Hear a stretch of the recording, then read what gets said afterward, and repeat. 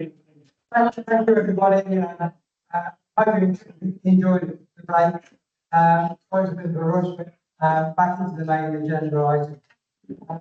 Back to one of my most favourite parts of the conference. So, can I welcome Donna and Amy, who are going to talk to us about youth engagement in 24-25, and we've got some young people from Shipley Magna Funds.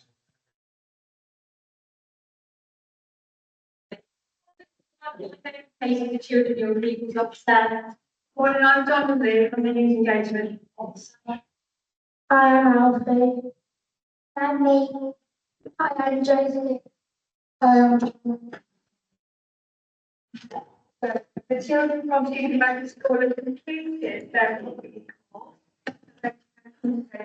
about.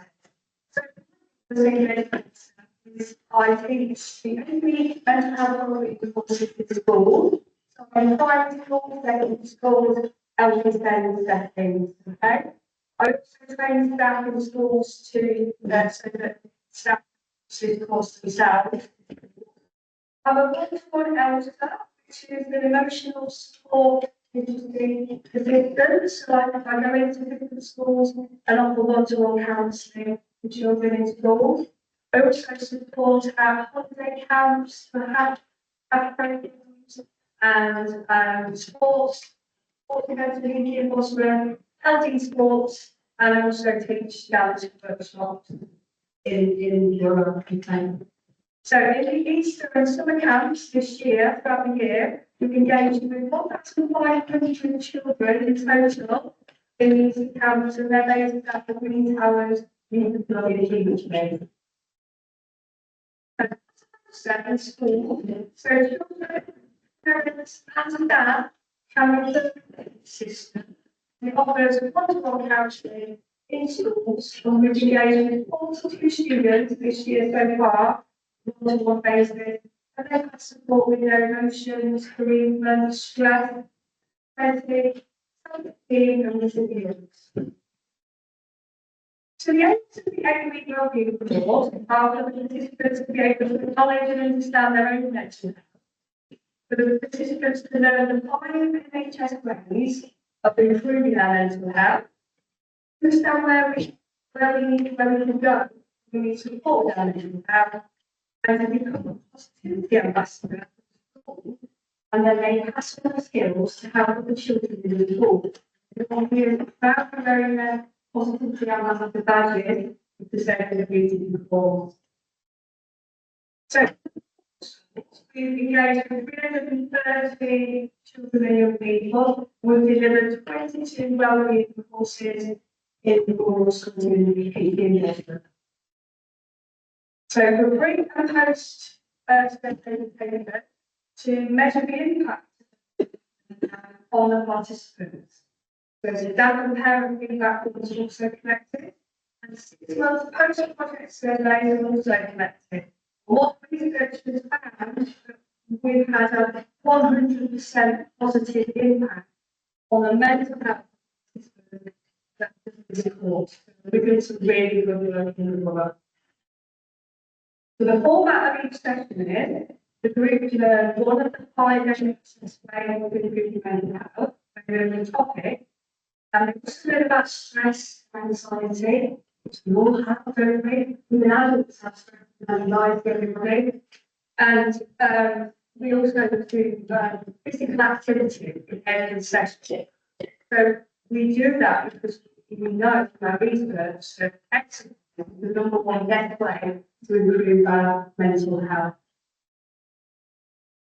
So the topics that we covered, the mental health topics, connect, physical exercise, learning a new skill, giving to others, mindfulness, stress, and anxiety. So the children learn skills to help with different topics. Scientific improvements to work is still happening. And the children are now going to tell you a little bit about their favourite part of the course that they're doing. Learning how good exercise is for our enjoyment. Learning a new skill. We learn this sign language, which means be kind. Copy us. Right. Yes, this is what we learn here. Two circles together on the chest. Walk your circles to thumbs and push them forward. Do that again. Be kind. One more, be kind. So be sure everything is going to be that kind.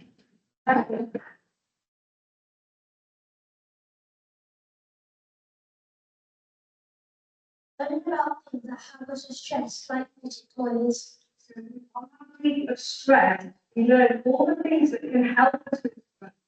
So we've got strategies that we have in the world. Thank you. And Johnny? Learning about giving to others to make you and them happy. So it tells us is, when we give to others, when we do something kind to someone else, it makes us feel better. It makes it. Right? Interesting? Learning lets us finish with our tapping exercise. We did this in our mindfulness week. Copy us. Mindfulness is not a different technique to relax or distract us from things that we might be looking at. So we're all going to do a finger tapping exercise now. So just tap. Index finger twice, next finger, next finger, next finger. I use this a lot if I'm talking in conferences and things, because you can do it without anybody knowing. So you start off really fast, so your mind is concentrating on that, and then slow it down. It can help regulate your breathing, calm you down the planet.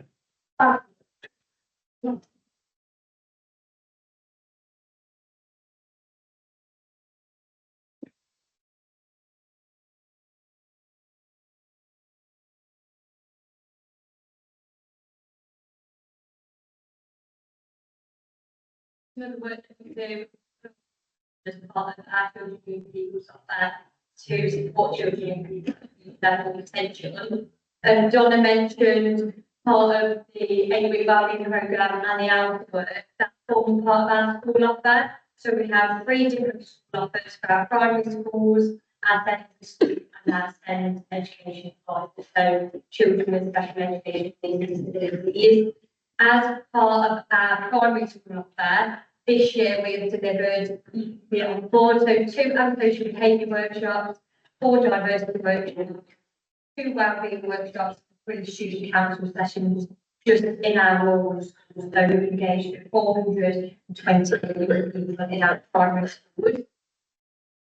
In our secondary schools, in our rural and 6th form, we delivered 1 leadership workshop, 1 climate change workshop, 7 career sessions, 1 wellbeing session, 1 safety driving session, 1 health holiday session, and 1 night crime awareness session.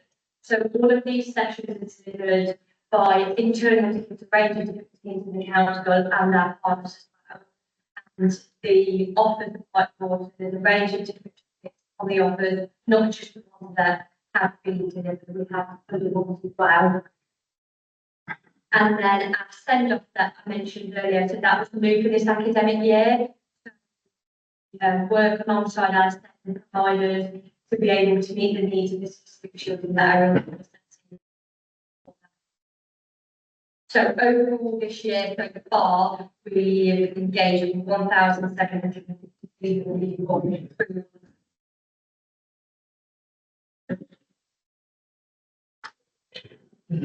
So moving on to our youth conference, youth voice is really important to us at council. So getting young people's decisions and getting their voice in decisions that affect them is really important. So in December last year, we held our youth conference and 69 young people attended from 9 different secondary schools in the borough.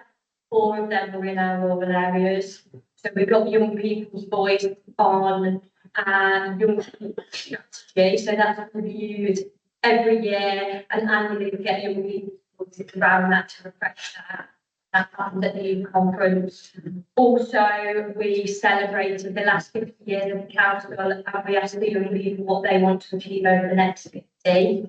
And we also looked at, we had the local councillors come and support that event, and we looked at the improvements that the young people want to see in their local area and the positives from the local area. So all of this information that the young people shared with us was then fed back to partners internally, and we will then send responses out to the community to let them know what we are doing and to let them know what changes we are making. As well as the bits that I just mentioned, they also had 3 different workshops on preventing serious violence, health and wellbeing, and climate change. Also, as part of our school offer, we have therapeutic groups. So these are for children and young people that are impacted by domestic abuse, and we support the children and young people and their families. So this year we've supported 21 young people, so parents, schools, and can refer children and families and groups. If you do want to know more about our work with children and young people and the community safety work, we have got to stand out there. So if you've got any questions that you should come and ask, find out a little bit more about that. Thank you. Have you got any questions before you leave? We will be back. Before you leave, can I just invite you to come back for the children?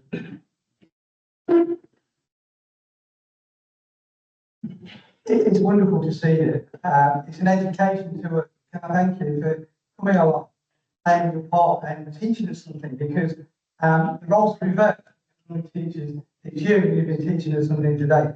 You've done more because you've done yourselves proud and stuff. So I'd just like to invite you over to give you a big round of applause because you did it.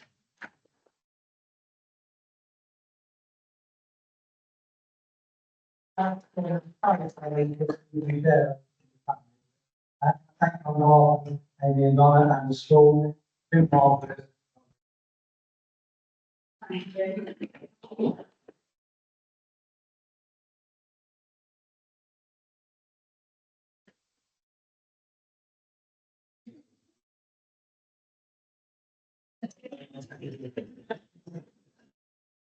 Wow, that was enlightening. It was good to see the children and young people. It was a very good. What is really important to Hinkley Bottom too is tourism sector. It's massively important to the farming and businesses and the schools and the education. So I'd like to welcome Simon Jones, who's going to give you an update on the tourism and some of our successes and what we're hoping to achieve in the future. So welcome, Simon. Thank you to your team for the events that you put on. And there was a huge amount of feedback. More really, because from these things to the car shows, all the other events, and all of the tourism sector, and have don't want to do all of them. Hi, morning everybody. Lots of faces in the room. So yes,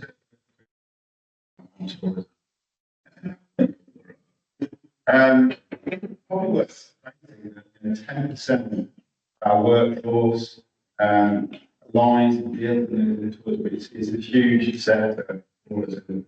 Never underestimate that. The actual GVA is over £200 million. We get that. I think obscene data on an abandonment basis. 2,500 people also in the tourism sector. So, you know, it's substantial.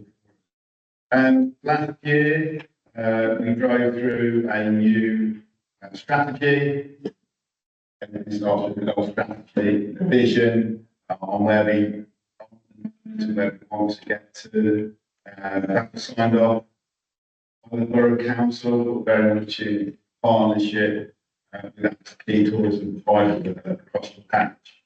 That runs from 2024 to 2028, and that lines in our corporate plan, vision around prosperity.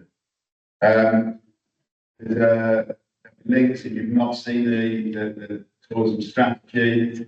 A couple of slides later, I said we'll link. But key principles really are being resilient, effective. We are still coming off the back of COVID, and there's still a bit of recovery taking place. Innovation is absolutely key for the sector. I just put my point over to my boss. Oh my word, how great. You go in and buy one ticket, don't miss it, you can come back to the next 12 months on that same ticket. That's resulted in their bottom line improving, their secondary spend, better than district experience, conservation. He's doing things differently, he's taking a that's all to White. One of the things I really like people to leave today with, if you've not been onto the Richard III Country site, please take a look. It's got everything on there from what to do locally, what to see locally, holiday breaks, accommodations, where to explore, touch on positive in a minute, and that's where things like strategies, etc. are based. We've also, to make all of this work, the Borough Council hosts a partnership. It's well established, it's a mature group of like-minded individuals. You'll see on the screen there's people involved in that.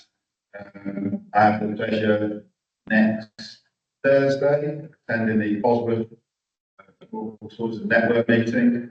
Again, sector finders, volunteers, all coming together to show how wonderful and diverse. Just indulge me a little bit on Bosworth 1485 is a real passion of mine. This goes back to 2015, the return which the third and came through the league 10 years ago. I had the pleasure of representing the police HQ, like NASA's basically. I was there just in case something went wrong. I was there to troubleshoot and go and wrong, it was great. Following on from that, the local community has got together and sort of, how can we sort of just, again, a little bit different, again, tourism. We've got this thing at the Bosworth 1485 sculpture trailer. We can see 4 pieces of artwork going in at key locations. It tells the story of the back in the day, before, during, and after. 2 of the pieces of art are already in situ at Dadington Church and the Bosworth battlefield. We're building our own Stonehenge equivalent just down Fen Lane. It's going to be a massive piece of work. If I set the size of this room, about there with rocks, we're going to represent the back of it. So making me think, just thinking about it. Yes, we're going to start as well, which is we've been working on this for 10 years. COVID did get in the way. I can't tell you the amount of difficulties to get faculty approval. The list goes on and on, but we're about it, and we're launching the 22nd of August. Why 22nd of August? Because that was the day of the battle. It's going to be 540 years since that day of the battle. So the poignant ceremony at the Bosworth battlefield, followed by the full opening of it. I'm looking forward to getting this one across the line. It'll be there for perpetuity. The pieces of art, just a little one. The pieces of art that have been designed, particularly in Bosworth, the artists who are doing that do international work. They've just been commissioned by Westminster Abbey to do the toolkit artwork there. So, you know, this is a really high standard. It's the sculpture trail is about making 10 kilometres walk. Done it in the rain. It was a hard slog. It is all about just people to come and stay a little bit longer, dwell time with our accommodation providers. It's also recognised our history and heritage. So yeah, just the Bosworth 1485. There are little teasers on the website that shows you some of the artwork. I've already mentioned about the Bottom Floor Tourism Association. Again, you'll be getting all of these slides. Little scan there, you scan that in. Tell you all about these wonderful accommodation points, some of which you'll go, I never knew that. I didn't know we had that. I didn't know we were living over there, etc. Lots of information on that slide. There's a little bit more about the trail, shows you the figure of 8, some of the artwork. That's the coin with 2 sides, right, and back in the day, also Scott Henry, and got Richard on there. Joys of working with the pound with always a pleasure to get this. Just some other little things just to make you aware of. We've done something on we have lots of beautiful places to eat. But again, lots of people don't necessarily know all the things we can go. This is the Borough Council recommending where to eat. But this is a good food guide. Good food guide pulled this together. Good food guide pulled this as in recommendations from local eateries. We've already had a number of different eateries out there. Why not in it? You need to kind of up your game, etc. Get into the next version. But yeah, there's a colleague in Emily who's just been out on reception. Teaching marketing all in when you all came in today. That's Emily's little project. Yeah. But again, being hard nosed about this is about make their tills ring a little bit louder and to keep those businesses thriving. There you go. That's my contact details. If you need any more on tourism, don't underestimate it. Please, this venue forms part of that tourism offer. It's something we should be really proud of. There's lots of energy behind tourism. It's a growing sector. Again, schools, you've got children, grandchildren, thinking tourism, thinking Bosworth. There's plenty of jobs out there around, and it's only going to be going a long way. And that's great. Thank you very much, everybody. Cheers.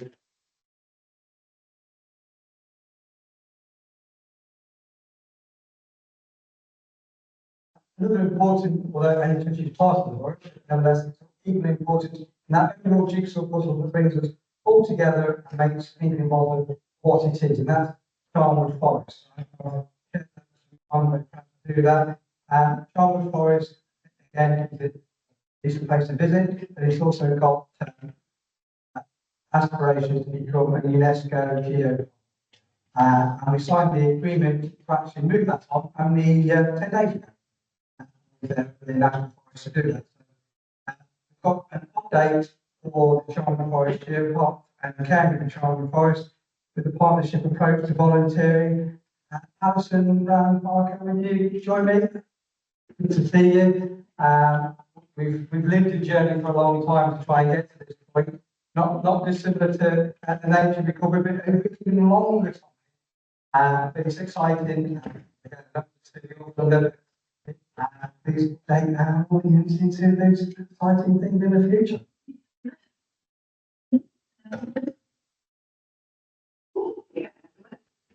So, this is me. I'm Alex. I'm usually engaged in the office of the Charnwood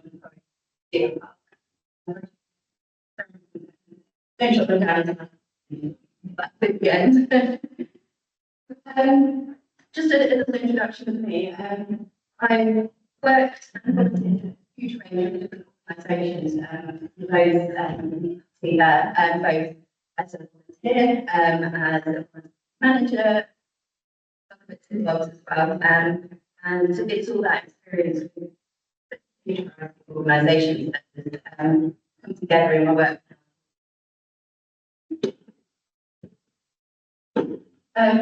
For those of you who don't know exactly what the Geopark is, it's a landscape scheme of conserve and engage people with.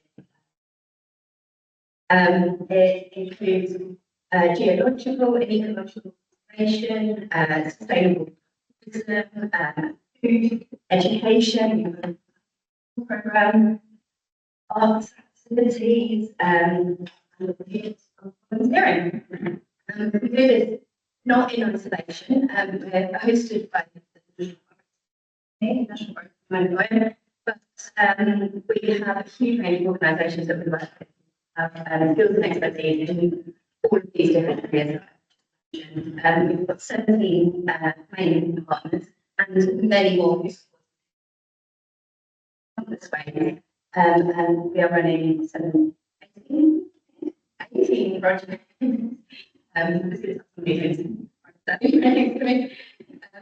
So we originally received 5 years. It was due to end in June this year, but we very regularly received an extension to that. So we've got an extra 18 months in December of 2026. And like I said, there are many plans to keep a new phase of work.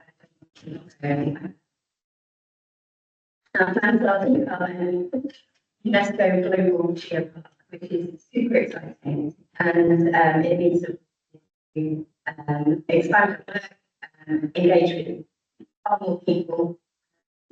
That's the standard. Think that we do. On to volunteering, that's what you asked me to talk about. So, they do. So I'm going to be talking about the groups that I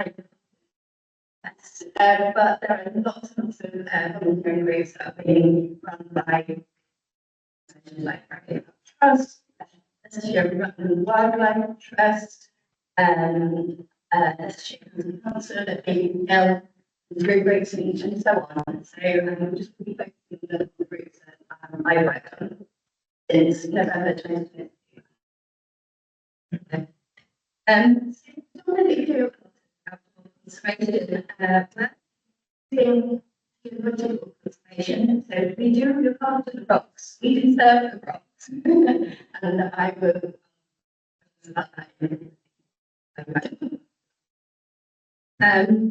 We work like site maintenance, clearing the paths, making sure that sightlines to those beautiful geological features are there. We look at management work as well.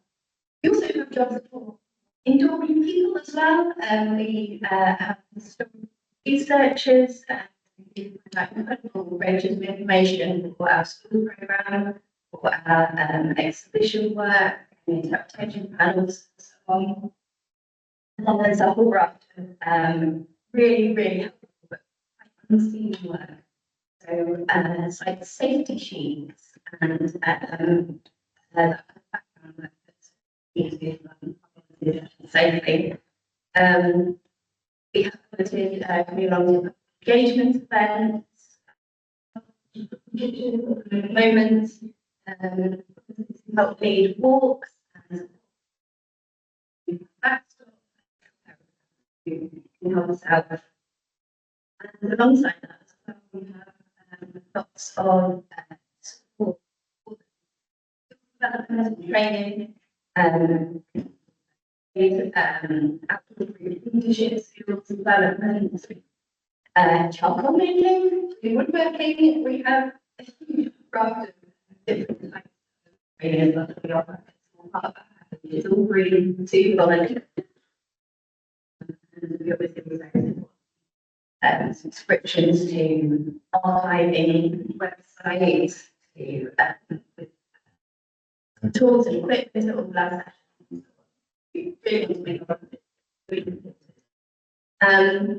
And as you may have understood, we are improving. We don't have a specific home as a geopark.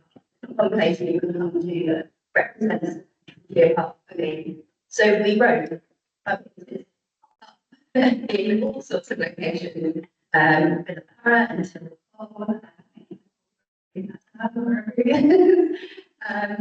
as well as other sites.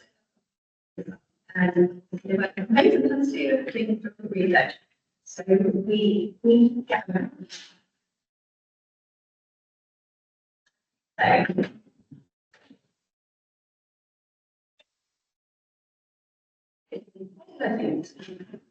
yeah.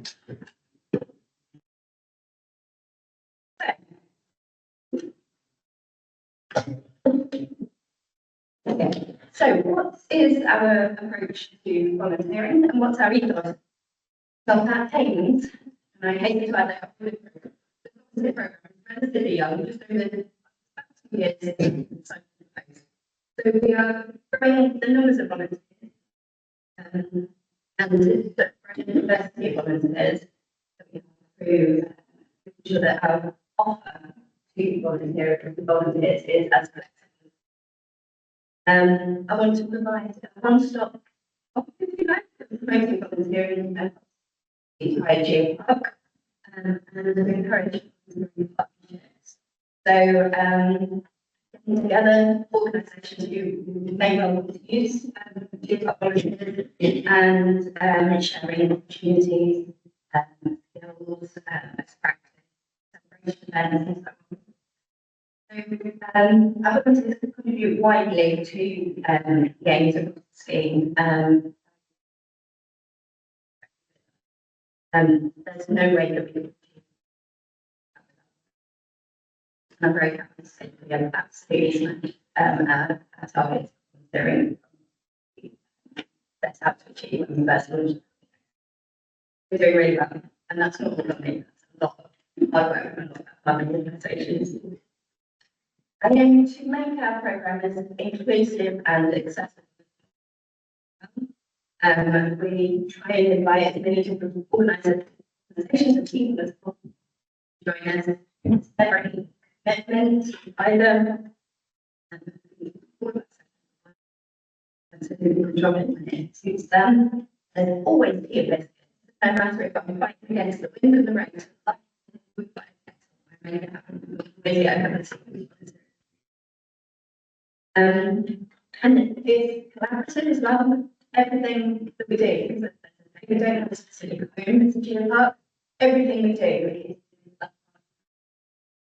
landowner, council, and public spaces of description. Everything we do is small charities, work with public government to inspiring trust, friends of basically, really we decide activities together and make sure that it achieves what they need it to achieve. Otherwise, that's ways. There's no reason. I'm also really open-minded and I understand the process of the iterative development of our work. So it's an organic development, taking opportunities where they can oversight of where they want to be by the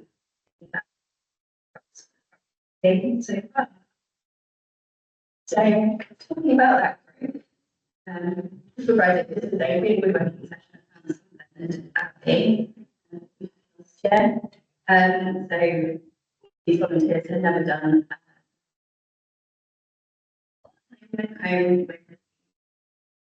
I did have a bit of homework, so you need to do it together, but you can get the pace in if you need to leave it. So yeah, is growing, getting about 2 to 4 inquiries a week from potential volunteers, which I'm delighted by. So keeps me out of messaging. I get corporate groups coming, asking if they can have experience. These things to the reps. I've got in touch and I'm getting repeat visits as they work with teams within the organisation. As I say, it's interest and everything has to be done in the 2.5 days a week of work. But as I said, yeah, it's a really organic process, a combination of me working towards the needs of actually the needs that we set out to achieve when we began the project. Just tell me that they wanted me from the program. We were working on 5 sessions, work, monitoring and ID sessions. I'm open-minded to incorporating all of that. But also I appreciate about the partnership organisation and the real joy that I have with supporting other organisations to achieve what they want to achieve. As well. It could be a movement, but they don't have the team of people to help them. So I can work with them to bring on volunteers, put them together.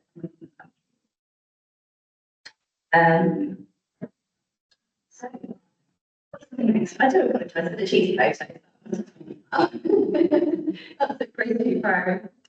So next, I'm beginning to go through a more in-depth and I wanted to experience and aspirations.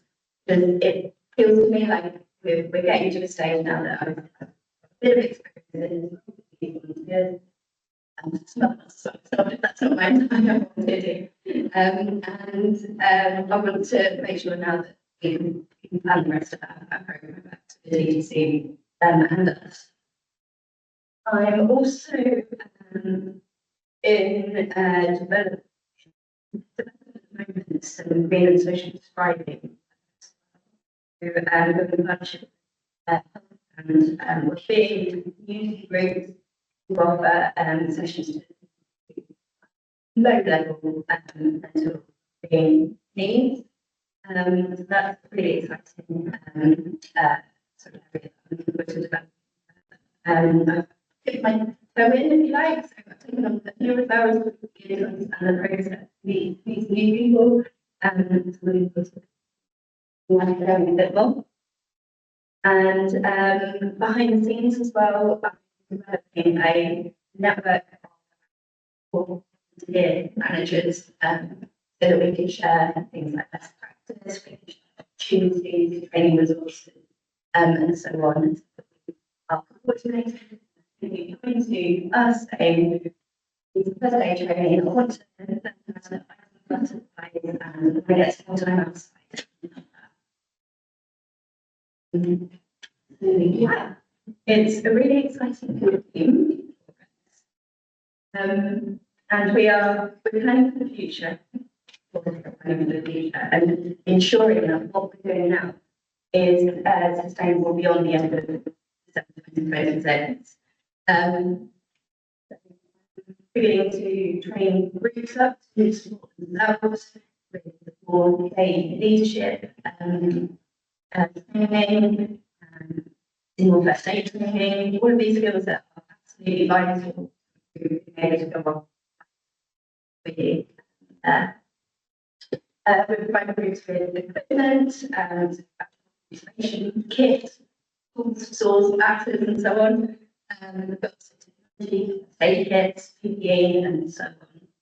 And of course, our resources at the moment, what we have them, choosing really carefully where to spend them, making sure that we're prioritising groups who really need that support and make that difference. It can be administrative time and work, it's small grants, advice, or sometimes it's a bit of hand-holding so that we're going through the process together.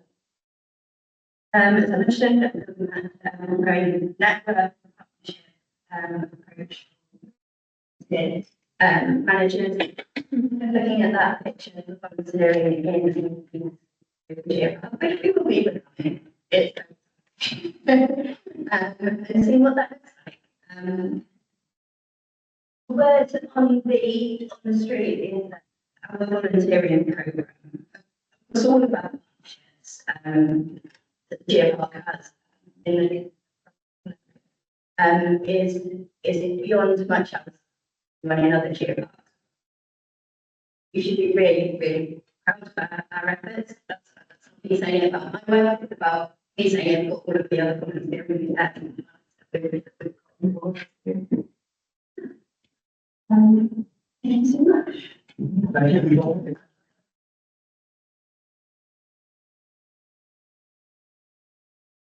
If you resonate with the whole audience, and you have a whole show from the whole world, volunteer.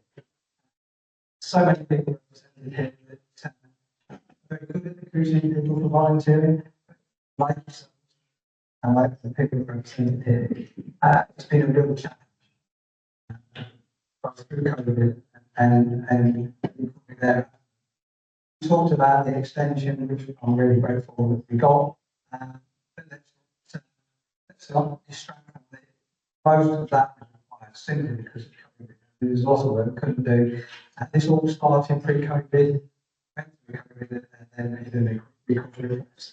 But I know the audience will be really keen to talk to you and learn about how you actually not just recruit volunteers, but actually retain them. That's the negative side of the issue.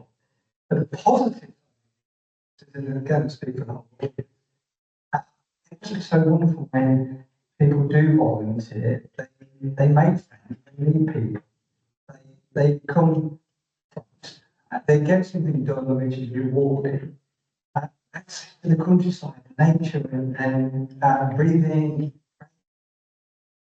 access to new skills, related skills. It wasn't on the slide, but I was privileged to actually have a look and talk the you made, and the variety, and it's just mind blowing. So the rewarding side of it is, at the end of the day, you go home and people have mental health's been improved, physical activity's been improved, nature's been improved.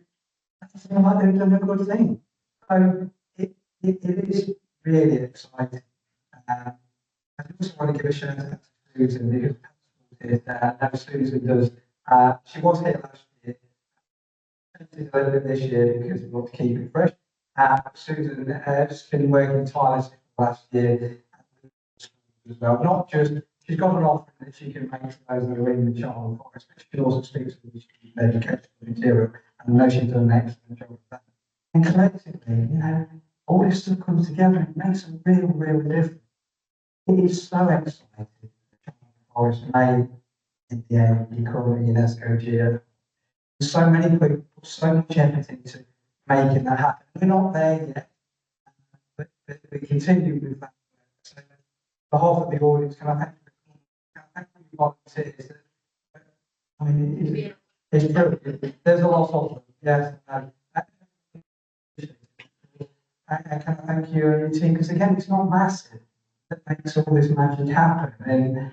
And if there was some education from you, part of the retain volunteers, because that's been the biggest challenge post COVID, getting new people in, because people change.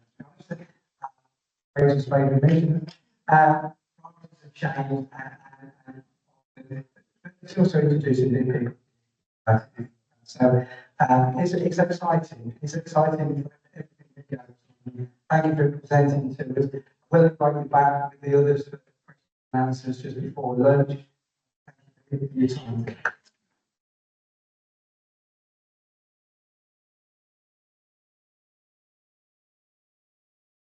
Okay, so not shying away from another difficult subject, planning. And planning policy and local plan. Next item on the agenda, so we're going to have a day about neighbourhood planning and local plan, and again, possibly the chance to come out on that as a question and answer session. So we've got a number of planning officers. I know there's been some helpful conversations going on there on that. But Frank, can I invite you to talk about the planning challenges that we face, which are not.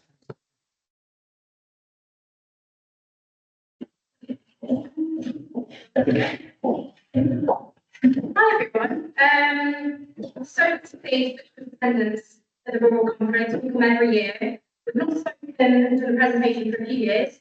So we asked us to come along, give you an update on Black Cancer Right There, planning policy, the local plan, and of course, neighbourhood plans. So yeah, I know a lot of faces in the room. I've worked with many of you for many years, but for those of you who don't know,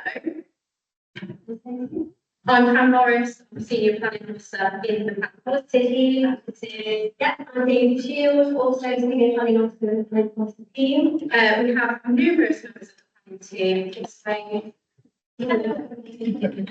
So there's many of us around today for the express questions later, and we cover a wide range of teams in planning.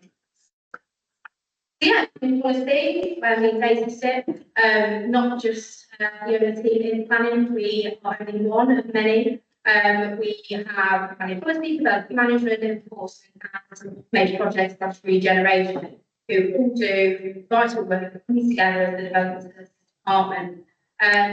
Planning policy in particular, we produce our main task is to produce a global plan. And that produces the policies and the applications to shape development in Boston.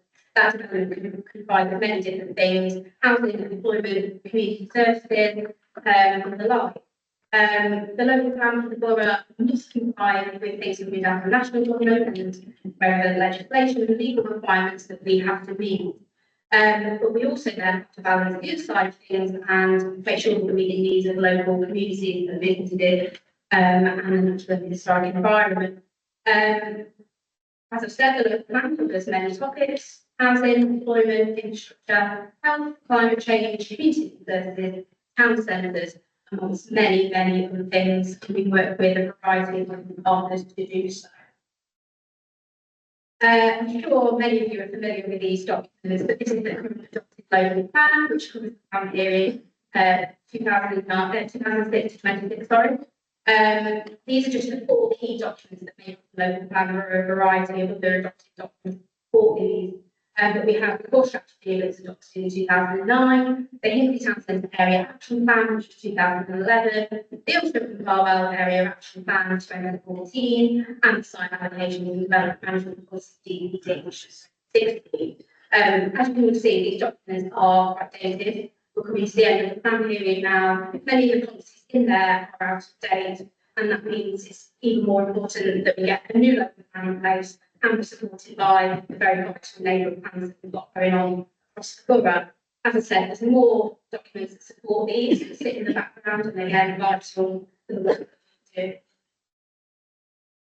So this is just a very, very wide snapshot of some of those other supporting documents that we have going on to support in place, so those new ones that we have coming forward. And so there's no to these ones on the screen, and again, like I said, there's many more that sit behind it. The variety of topics that we cover are covered in those documents that are on the screen. So you can see that there's natural environment things going on there. So the habitat survey, green infrastructure study, strategic flood risk assessment, landscape character. We also have historic environment ones as well. We have things that cover the sites that are coming forward that we are looking to develop or not develop. So we data do a lot of site assessment work. I'm sure many of you who work with neighbourhood plans know the HBBC document, which is the strategic housing and economic and availability assessment. We get that. We also have settlement hierarchy work going on currently, so that's the settlements in our borough, what services and facilities those settlements have, and as a result, where they fall on the hierarchy of settlements in our borough, from urban right down to hamlets. We also have on there the custom build register, which is relatively recent in the last few years. They manages that for those that are coming forward to want to build their own homes and provide that vital piece of our housing stock. We also have on there design codes, which is something that is required now from central government or boroughs and districts have in place. So that work will be commencing soon, which is quite exciting because it will build on the design guide that we already have in place. The design code will become part of the new local plan going forward. And yeah, there's many, many more. As I said, available on the website. If you're signed up to our neighbourhood plan emails out, all the local plan database, regularly send your updates. If you want to be added to that, please do let us know. We can drop more details down and say how you want. But yeah, I'm going to hand over to Daisy, who's going to cover where we are now, where we're going forward.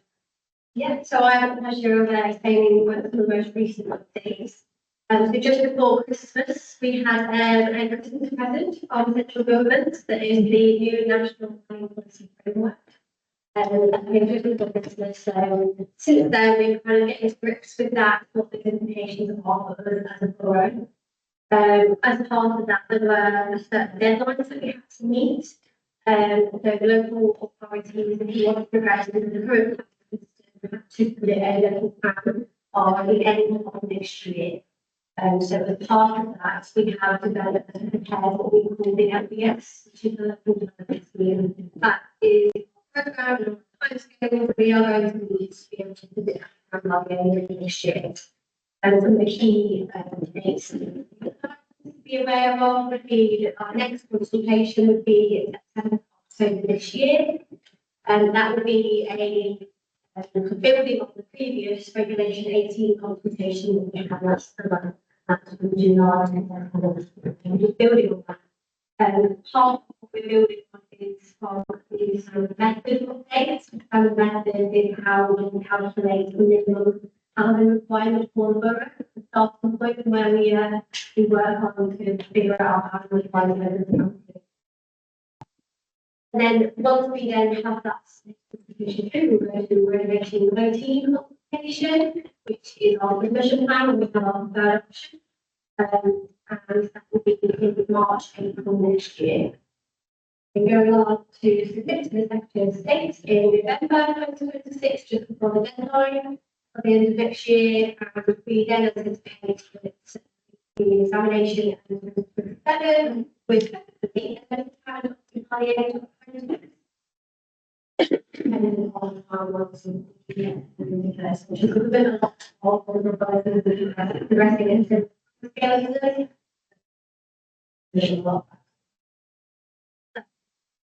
other dimensions, main parts is the challenge for the borough is housing requirement. So previously our standard method figure was 432. We are now looking at a figure of 649 per year. Obviously that has a challenge, but it is like one of the looking forward to working with our partners, parish councils, how we are going to best for the issues and the time period. That was extended so you learn to have that. Reason for that is 15 years, not 3 years. So, I think we're at these stages. 1 month we worked out mostly around the evidence we have to prepare as a team. From the stage for the evidence base, there are further work mostly around highways, infrastructure, and critical. So we are as part of the presentation, we working with the bit, council and the example, and then here you can see the audience, and this will be an important. But neighbourhood plan, we currently have 7 maybe neighbourhood plans, that's all the things that the neighbourhood plan being adopted, 3 of which have been already reviewed. So we do also have 5 further neighbourhood plans that we have to be progressing, and do also have doing at the moment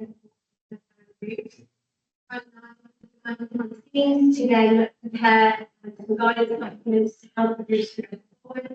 You can see a bullet point list.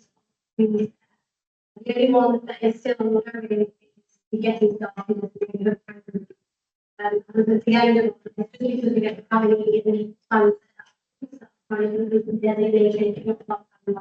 we did prioritize what we call regulation 14 and regulation 15 emission guidelines.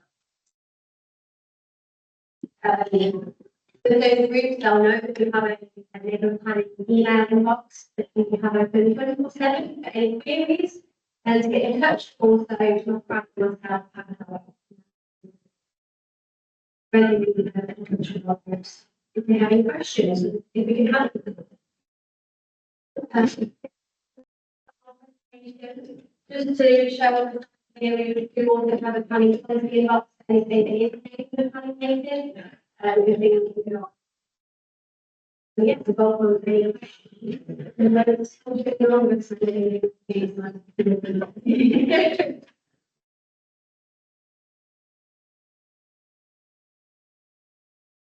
Probably don't invite the speakers. Specifically on this, I think it'd be helpful rather than. Sometimes, usually all know that, it can be a difficult. The impact of the recent election. The first one is around, we know we've got to a certain stage and then we've had to make whatever reason. I'm not going to go into that. Comments in the main thought. People might have to understand explanation is the community in particular. People might not understand what that means in relation to section 6, for instance. They're very different. We know that child will go out and do a still, and it's highly likely that the district is going to have to shoot. So that's going to be one of the bigger impacts going forward. Just like we understand very, very briefly why it's still.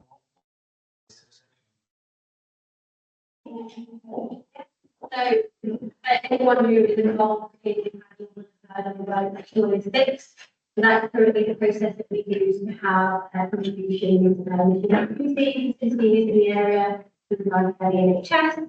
So the difference is with SIP, the community infrastructure levy, is what other can do. The State Council are seeking to have less this year. It's a very simple process, but it is a flat that we calculate based on need, and when we go forward and have contributions, it would just be accepting the doing calculating after negotiating with Section 106. Section 106 would remain and be a separate process, but this is considering easier understanding. But we are in the stages of considering appropriate for it. So we are focusing the last year on scaling, whether that's for the main. And if it was, In the meantime, they suspect it can take years and years and years for community infrastructure levy to be put into place. So obviously, we still need to continue with the local plans, get money from Section 106 should be spent. We're currently working on something called the infrastructure delivery plan and the infrastructure capacity study. So that looks at a variety of topics. So those two studies will be ongoing throughout the local plan process and support the local plan going forward. If there are particular things that are highlighted in those studies that are of particular concern, that capacity will need more support going forward, that's where local plan policies can come into place, and we can filter that down through our communities. But those documents are ongoing, take years and years to fruition with the local plan, but it's a process that is ongoing and going well. In the meantime, so it could well end up. It's not unfeasible to have a Section 106 agreement and it's still going to be unlikely for any developer to buy, which is one or the other. Section 106 is more negotiable to the amounts. That's very helpful, thank you, because people would have heard the word, but not actually completely understood what it means. We talked about the time frame, and they're incredibly tight. And being there for some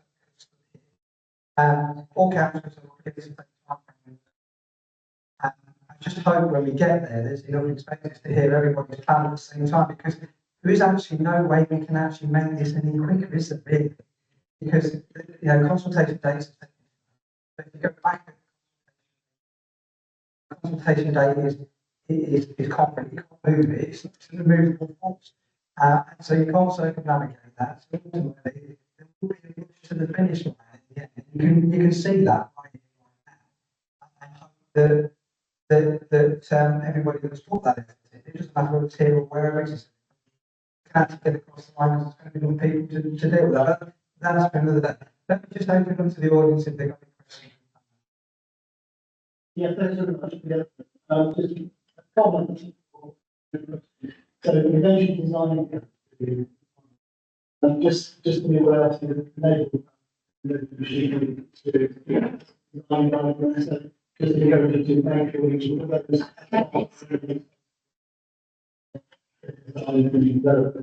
Yeah, the requirement.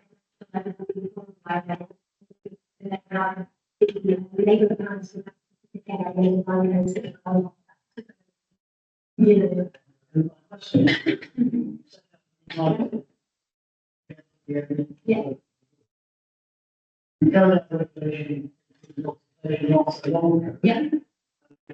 We many others for sure, the consultations. How many do you raise consultations, how considering before you go ahead? Yeah, so the consultation comments that we received last summer, received in the in-person events as well.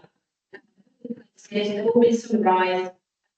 Each of us as officers will be going through each of those comments topic by topic to ensure that anything in those comments can be filtered into the work we're doing on the local plan at the moment. It's an ongoing process. We've had hundreds of responses, and each of those responses then have to be broken down into separate things.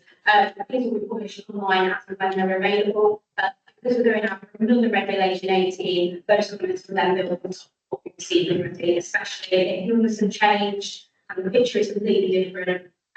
We need to build on. It's an ongoing process, but I'm sure you that all comments are being filtered and looked at and taken into account. Okay.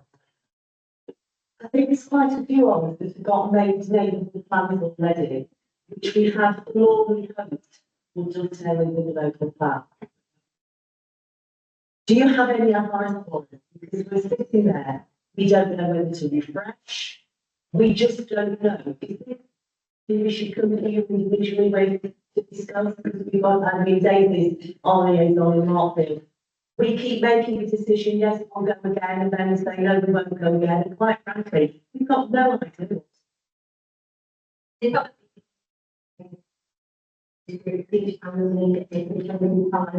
Depending on the plans, everything has, looking at now.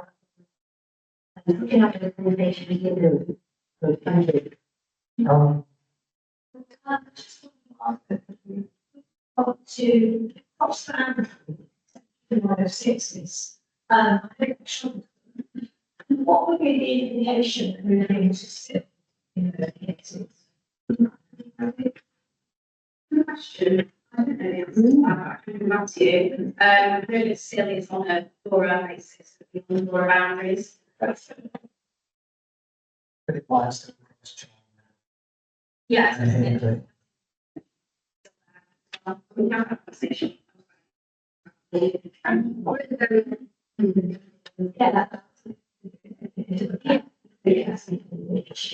Yeah, and like the SIL issue is what's being approved at Chalmers at the moment. So, yeah. So we can wait to see what comes out. It could be that the prime sector doesn't agree with the county council and that SIL has to be in place. It's the county council that's seeking to put SIL in place across the student districts. It may be that really back into Chalmers, in which case, like David said, we will then have to review whether it's appropriate. So hopefully, but it will be set as a precedent in about the planning examination happens, whether they take it forward or not. So it's all kind of long things. Okay, to update the comment and hear the question, the eighth and April, and what we're going to hear. I think it's fair to say, once you get across the line and purposes and folks and it wasn't, it's better to get to the point where it's adopted and that tilted balance is removed because you've got a level balance. I suppose the question around that is, I mean, just matter what your view is, that's really because you're not going to disagree with everything in there entirely, anyway. You're probably not going to agree with everything either. But that doesn't matter. The question relates to, get to that moment we get, we have put it to right up to date. The question relates to around labour. So let's say it is December 2027, just a day out of thin air. January 2028, how relevant and how important and how quickly would any neighbourhood plan need to revisit some of it in order to make it current now the goalposts are moved? It's, the paragraph of the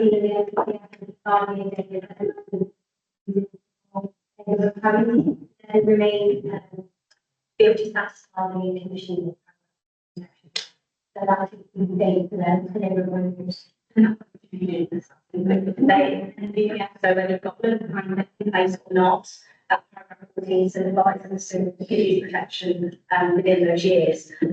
Also, to the plan process, as Daisy said, we work really closely with neighbourhood plan groups and parish councils. And we understand that there's that kind of grey area between crossover and the neighbourhood plan coming into place. We kind of what Margaret touched on in the where is that time to be reviewed? Do you stop? Do you let the local plan take over? All these sorts of things. That's why we work so closely with our groups to make sure that we're taking account their preferences in terms of housing to the natural environment, etc. So it's an ongoing process. What we don't want to happen is that we provide you the local plan and the neighbourhood plan feel like, where the work on we on our. That's why we work so closely with them. We have an ongoing dialogue. And the boxes for weather. I think Rob also raised an important question I want to tease out just to make sure there's no misunderstanding. And that is, whenever you go back to revisit it, 18 to 19 as a minute, I understood your answer to be, I'm sure it's correct, I just want to confirm that.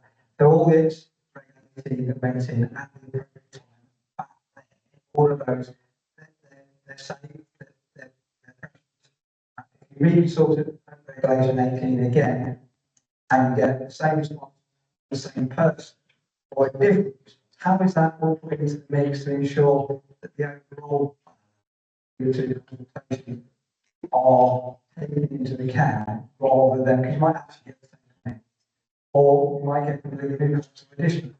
That must be really difficult to manage without saying the original ones are less important.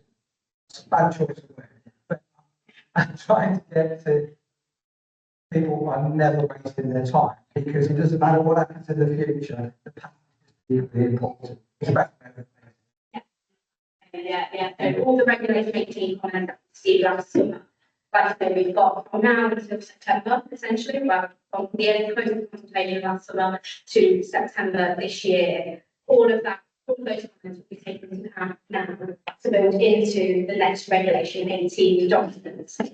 It's then kind of stock in time that we take stock and we receive more comments through that consultation, which we then have to look at. Like you say, if there's conflicting views from what we've amended previously, that's when we need to decide if it is the most appropriate going forward. It will be things like the stakeholders that we will really be on, so Council, National Highways, all of the environmental bodies that we work with, those are the ones where we're really honing in on what they're saying and taking that going forward. And like I say, ongoing work with Parish Council means that we keep up to date on what their preferences are. So we're hoping that the time that we have, give at least, a year or so to take into account those points from the last regulation and build them into the plan. Like Daisy said, things are going up, that's no surprise to anyone, I'm sure. So it will be kind of the regulating as we presented last summer, amended due to the comments that we received, but then built as well. So it will be a different plan. We won't present the same plan again, but some of the elements in there will be the same. So those comments. We also work with about the application decisions that would have been as well, community views all through that. It's not exhaustive work. You do submit comments, they get to the end, and they get into the next. I just want to feature on the plan as a whole because it's a difficult department. It's a motive subject and it's normally we don't two things I want to really focus on. I want to focus on the enforcement team.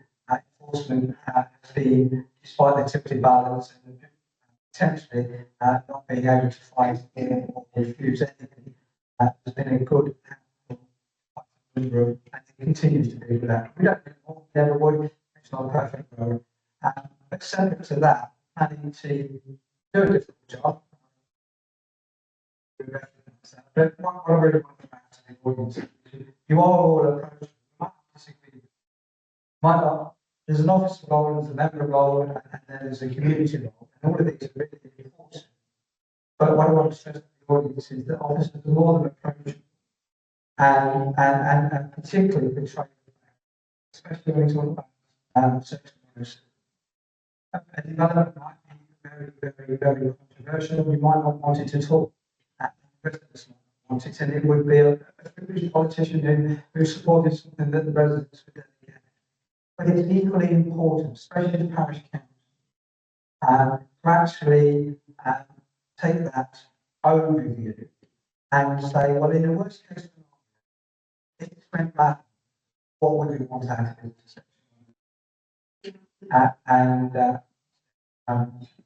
Sorry, legends here, legends are massive. So, no matter how difficult, no matter how controversial, no matter how challenging an application, also to have a look at what Section 106 agreements might look like, might be in the event that it went bad.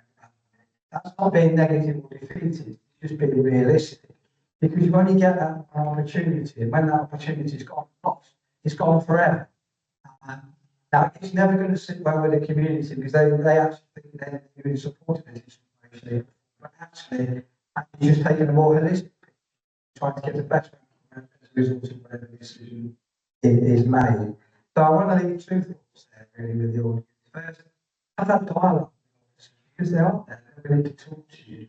I'm not saying it's perfect. Everything, and it wouldn't be helpful to do so. They are there. They are dedicated.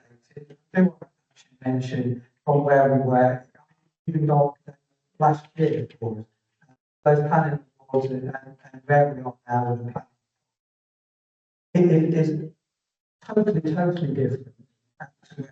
And that should be congratulated as well and celebrated because at the end of the day, no matter how difficult these conversations are, how challenging they are, where we are now, they're all better now. And you know, that needs to be offering around achieving quite incredible in the last one. And also have this conversation dialogue with you because they have these all time. So thank you for your question.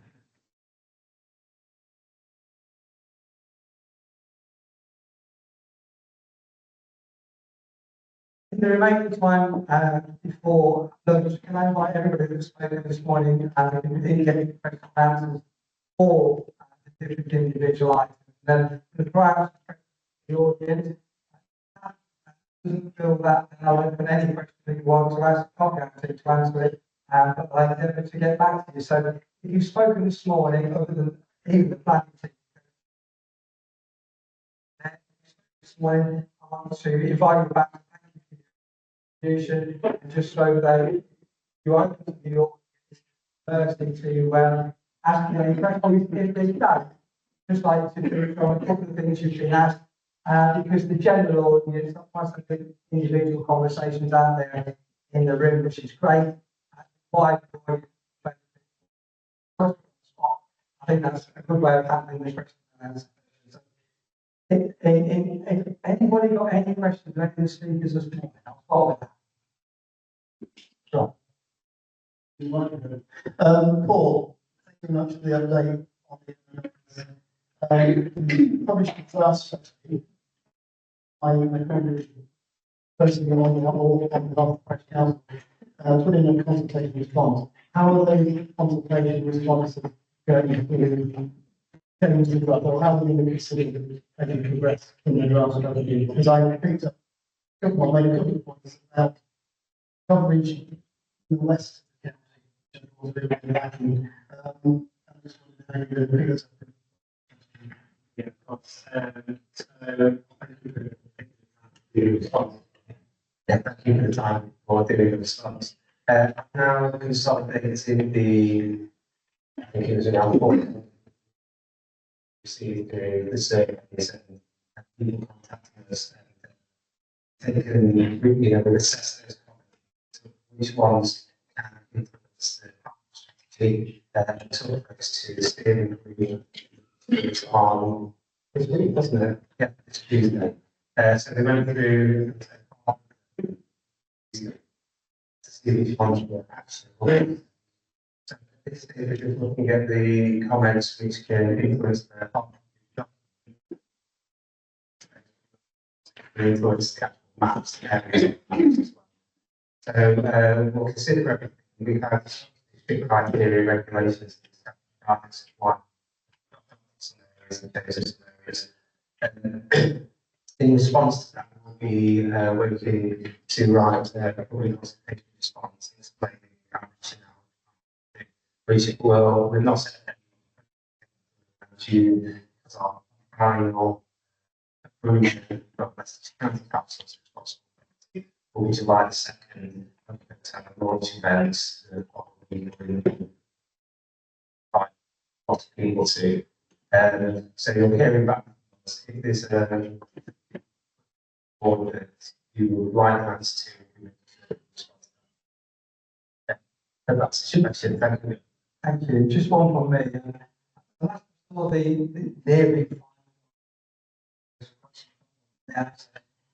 What I particularly like, just going to make a suggestion, you have the kind of roadmap from start to finish, and whoever did the graphics was wonderful, and it was so engaged, it made me wanting to get involved. So I just hope either at the beginning of the document, the end of the document, you might re-feature that, because it was wonderful, and I'm sure it was put you on the right road to overall success in the end. If it's not in there, just any more on I don't think the marriage of nature. Noting that our planning team actually won the East Midlands planning team, and also they went forward to the national one, and they were one of the 7th best planning teams in the country. And I think we should acknowledge that.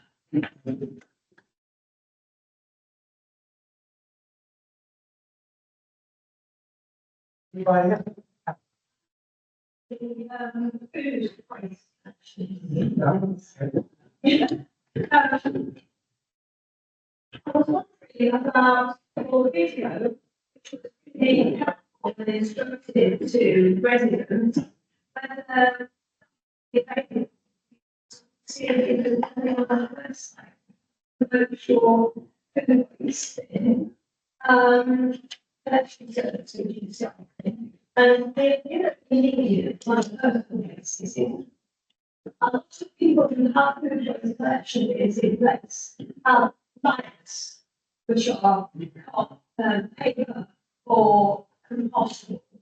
And will you be suggesting which method you require that? Yeah, there still silent on this as well as the reality process, the compostable ones, the compost. The answer is ones to be used. We can use it by use centers, and so this actually the ones that participate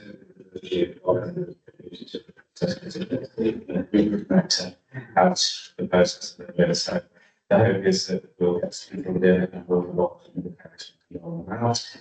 In terms of the common strategy in that video, definitely will be in our commons plan. We've got to go through because some questions are before we want you to. So, that one, two, three, I mentioned in the presentation that is a waste resource action program. That's what we do a lot of resource use. That's the invoice they use, basically 50% of the council to date. That's the version that they suggested. So we're meeting centres to engage with them, so they need to know the process and understand that. So there'll be a step with someone you also work with the council. I said Leicestershire because they do the same, and all that basically so what did you want to look at councils?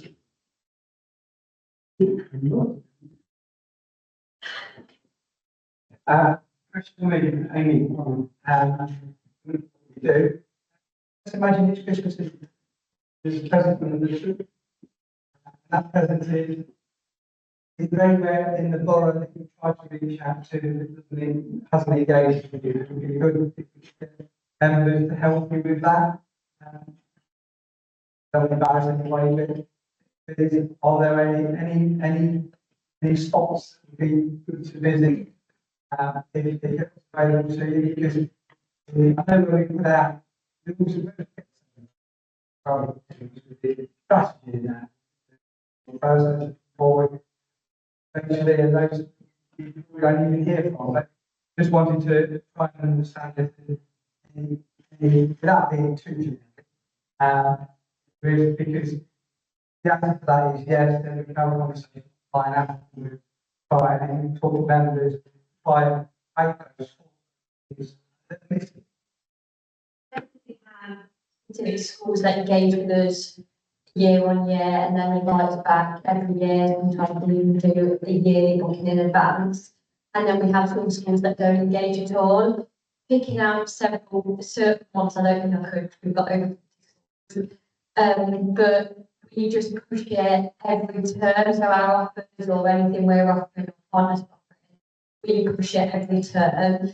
And if they're not engaging, it would just be really good if you have got links in the schools to be able to send them out to our share with them there. Well, and there's the national park. We mentioned beautifully that I'm establishing here park.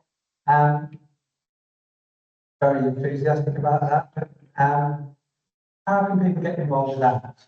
Because there's quite a big fair outside of the borough and might even want to volunteer. So how can people actually get involved with that or learn more about?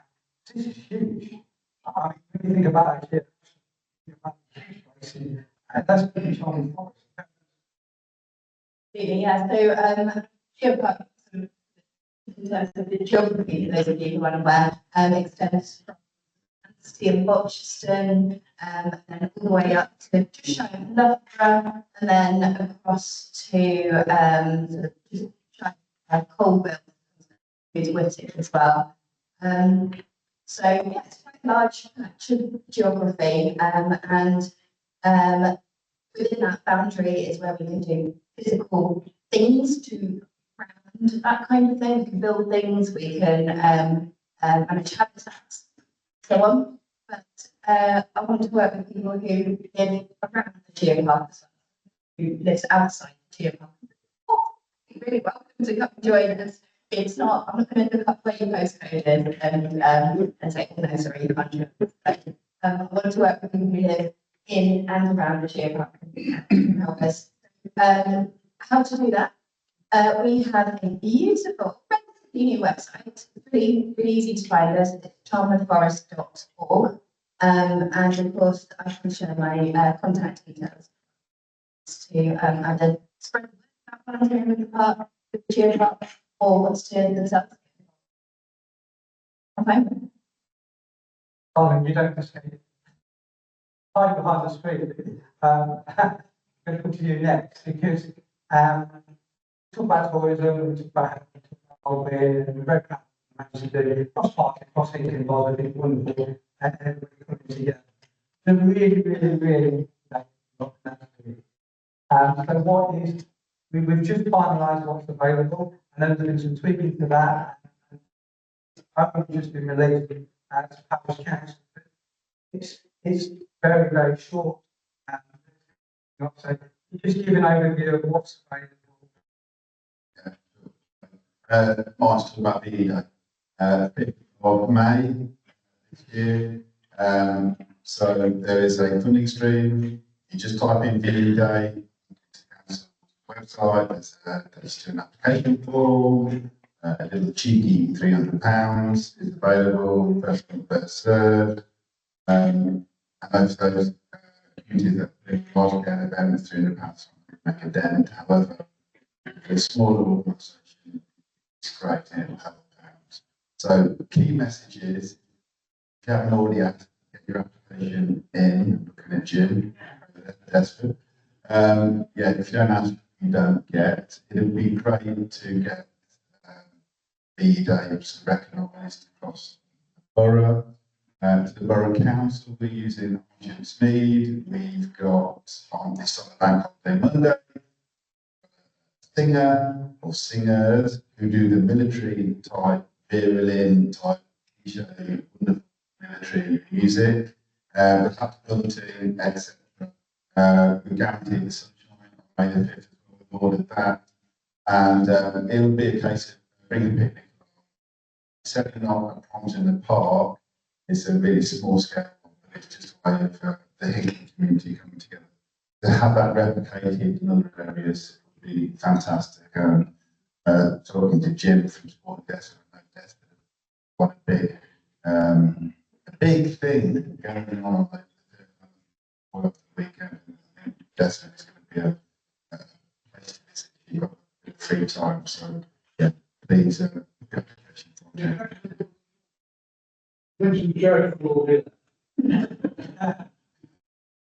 It's important on that subject too, Simon, to recognise and throw to Leicestershire County Council, member for highways here. They step up to the mark every time these events are held and offer support in road closures and waiving of the fees that would normally be achieved to do that. So if you want to close your road, it is available to you. It isn't an onerous process. They supply everything that you need if you need it. And that, I mean, when you see a street closed and it's all trivial, it melts hot. So, you know, a lot of effort goes into that too, but I do want to ask the audience to join me in a moment for a round of applause for the county council, because they put a huge amount of effort into that without which it couldn't happen. And if the fees were there, it certainly wouldn't happen. So this again is bringing everybody together, all that. But nevertheless, it's not an insignificant amount of work that goes into it. So enjoy it with us.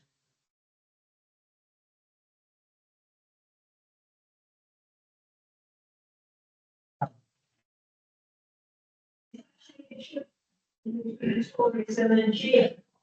I was excited about cheer. Really, and a lot of people I do something when this gets a bit closer, make sure that we've got market writers. I don't really actually increase the tourism to in these. Yeah. Yes, is the answer. Just last week we held the annual tourism conference for Leicestershire. Jack, Dr. Jack, the boss man was there. All 495 or the Cambridge website, tourism budget. I'm also talk about exciting new opportunities as well. Watch this space. And with that, background on time, I've got a few thank yous before we go into lunch. So thank you to all of you, you've been absolutely marvellous. I'd like to thank all of our speakers this morning, because we've had many and varied topics for you to enjoy. We've got more this afternoon. There's a huge marketplace out there, all of the people here, plus others that are going to be speaking to you this afternoon. They put an enormous amount of effort into all the background stuff before the course, at the table, speaking to you.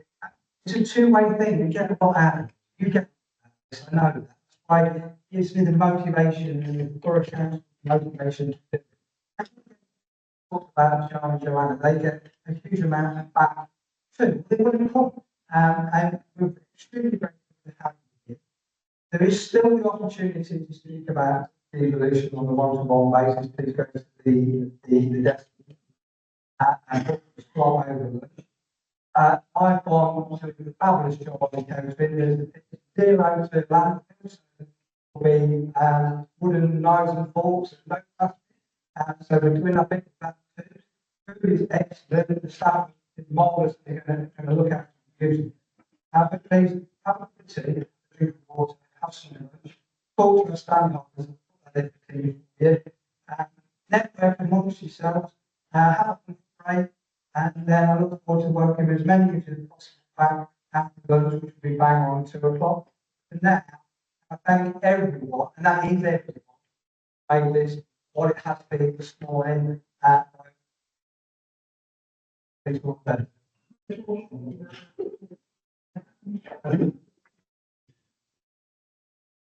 Oh yes, we're at farm, and we've got some horses coming. The mountain horses from the fleet. Where we come out from, we didn't want to cause any issues there. So they but please, visit during lunch. The mountain police will be here, which is completely different. The fast response car was here last year, so the bonfire. They've got, which has been our response to horses. So please also take the opportunity to do that during lunch. Honestly, it's been wonderful. I look forward to seeing you after lunch. Anybody that you need to for any help over lunch, whether that be HBBC staff or live staff, we are here. You to get the most out of today, and that's so can I thank everyone, all of our presenters, for making the morning what it is. And see you back.